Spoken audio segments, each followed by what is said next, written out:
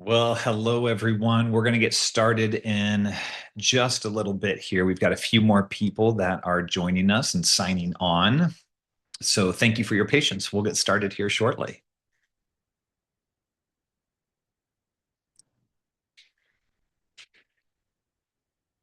Okay, let's get going here. Hello, everyone, and welcome. I am so glad that you dedicated some time in your day to be with us and to be here on this webinar. Today we're going to be talking about three essential disciplines of leadership: reflect, plan, and connect. These ideas aren't complicated, but boy, can they be easy to neglect. Most leaders I talk with, they're carrying a lot right now. We've got teams to lead, decisions to make, expectations to meet, people depending on us both at work and at home. And over time, it becomes real easy to live in reaction mode instead of living proactively. And I don't know about you, but I have found that I can be productive, but still feel disconnected. And I can be accomplishing a lot, but still feel just a little unclear internally about where I'm going. I can even be successful while sensing that just something important in my life and in my leadership is drifting. And one of the things that we believe here at Building Champions is that better humans make better leaders. Leadership is not just about what we do externally, it's about who we are internally.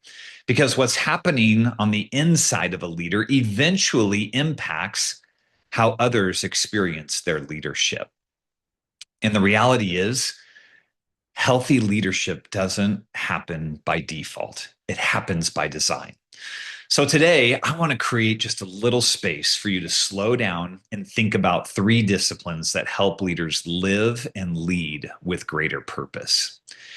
Reflection creates awareness. Planning creates direction, and connection creates perspective and support. Healthy leaders need all three of these. Reflection helps us become more honest about where we are. Planning helps us become more intentional about where we're headed. And connection reminds us that leadership was never meant to be carried all alone. Okay, let's jump in and start with reflection. The first essential discipline of a leader is just that: reflection. Reflection is really all about slowing down long enough to be honest about your current reality. And that's harder than it sounds for most of us as leaders, because leaders, you guys know this, we're moving fast. We're solving problems. We're producing. We're carrying all this responsibility. We finish one meeting and we jump into the next one on Zoom or on Teams. We solve one issue and then there's a knock on our door, saying, "Hey, I've got another problem I need your help with."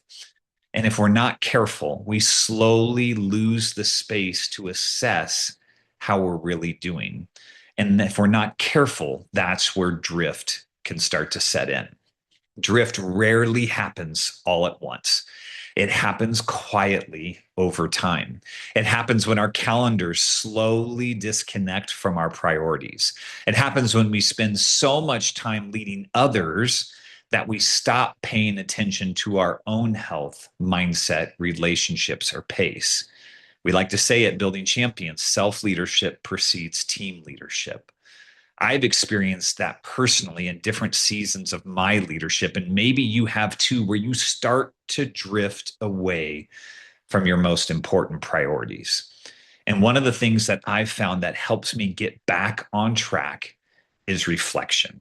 Reflection interrupts that drift. It gives us space to ask really honest questions. How am I really doing right now? How am I showing up to the people that I love and that I lead?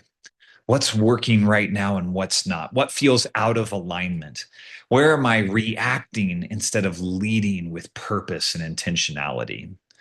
What feedback do I need to hear?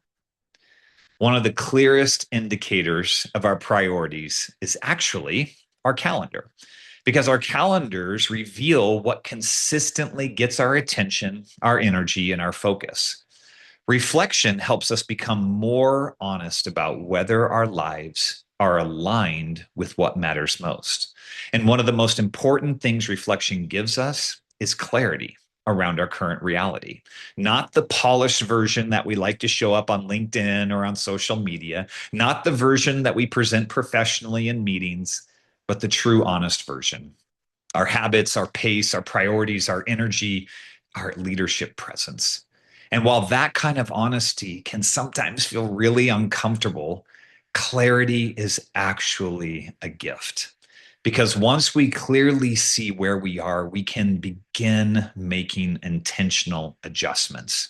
We can get realigned. We can ask for help. We can make changes before drift becomes damage.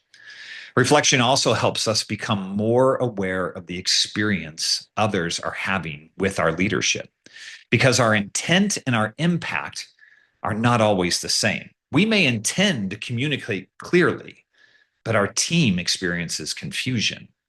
We may intend to empower people, but unintentionally we just seize back control of things. We may intend to be present, but our pace communicates distraction. That's why trusted feedback matters. Every leader needs people who can help them see what they cannot see on their own. That kind of awareness is part of becoming a better human and ultimately a better leader. So let me ask you this. Where do you need to become more honest about your current reality? Maybe it's your pace. Maybe it's your leadership presence. Maybe it's your health or your relationships or that gap between what matters most to you and how you're actually spending your time. You don't have to solve it all in one reflection setting, but you do need to acknowledge it because awareness is where intentional leadership begins. Okay, the second essential discipline of a leader is planning. Reflection helps us understand where we are. Planning helps us move intentionally toward where we want to go. Because the reality is, the kind of life and leadership that we want, again, it rarely happens by accident. Healthy leadership, it doesn't happen by default, it happens by design. Strong marriages don't happen by default. Healthy teams don't just emerge by default. Trust doesn't happen by default. And neither does purposeful living. Those things happen when leaders become intentional about how they live, how they lead, and how they prioritize their time. Intentional leaders build intentional rhythms. Most leaders already know what matters most to them. The challenge is whether their calendar, their energy, and their habits actually support it. So planning starts with a vision of where you want to be, who you want to be, and who you want to become, the kind of person you want to be. What do you want to be true of your leadership, your family, your health, your future, your legacy? Because if you don't intentionally define the future you want to move towards, the demands around you will eventually define it for you. Small daily choices shape our future. Your future is shaped by your calendar. Your leadership is shaped by your habits. Your relationships are shaped by your presence. And your impact is shaped by repeated choices over time. So if you want to be more present at home, what needs to change in your work rhythms? If you want to have a healthier team culture, what conversations need to happen regularly? If you want to become more strategic, where are you creating that space to think and to reflect and to plan? If you want greater health and energy, what disciplines need to become consistent in your life? You see, gang, intentional leaders don't just hope that things are going to improve. We build rhythms and plans that support the future we want to create. And when planning becomes connected to your purpose, leadership becomes far more meaningful and sustainable. So let me ask you, what's one area of your life or leadership that needs a clearer plan? What's one intentional step you could take this week? Don't underestimate the power of just taking one clear next step. The third essential discipline of a leader is connection. And honestly, this may be the most overlooked discipline of the three. Leadership can become incredibly isolating. A lot of leaders are surrounded by people all day long, beautiful people, people who care for them. But unfortunately, when you're leading a team or leading an organization, you can still feel very alone in the weight that you carry. You're making tough decisions, you're solving problems, you're supporting everyone else. But constant interaction with people is not the same as meaningful connection. Every leader needs space where they can slow down, think honestly, and be fully known. Some of the best leaders I know still need trusted people around them who can help them see clearly, ask honest questions, and remind them they don't have to carry it alone because isolation negatively impacts your leadership. When leaders become isolated, they often lose clarity. They become reactive, discouraged, just emotionally exhausted. But meaningful connection creates perspective. A coach can ask you a question that just challenges the way you see something. A trusted peer can normalize something a leader thought that maybe they were just carrying all alone. An honest conversation can restore your clarity and alignment. That's one of the reasons why we just care so deeply about coaching leaders here at Building Champions. Coaching creates that intentional space for leaders to reflect, to process, to grow, and to lead with greater purpose. And when leaders are supported well internally, the impact extends far beyond them. Their teams can feel it, their families do, their organizations feel it, and even outside of work, your community feels it, whether that's the family community, your neighborhood community, because better humans really do make better leaders. So let me ask you this: who helps you see clearly? Not just who agrees with you, not just who reports to you, not just who needs something from you. Who helps you slow down, tell the truth, regain perspective, and take the next right step? Every leader, including myself, needs those people. And the reality of it is that all three of these disciplines, they become difficult to practice when leadership moves from proactive to reactive. It's rushed, it's crowded. Most leaders, we don't struggle because they don't care about reflection and planning and connecting with others. We struggle because we rarely have enough intentional space to consistently practice them. A space where we can slow down, where we can think clearly, where we can reflect honestly about our current reality, where we can plan intentionally, and where we can connect meaningfully with other leaders. And honestly, because we lack that space, that's one of the main reasons we created the Building Champions experience. We wanted to create an environment designed to help leaders step away from the noise and intentionally practice these three disciplines: reflect, plan, and connect.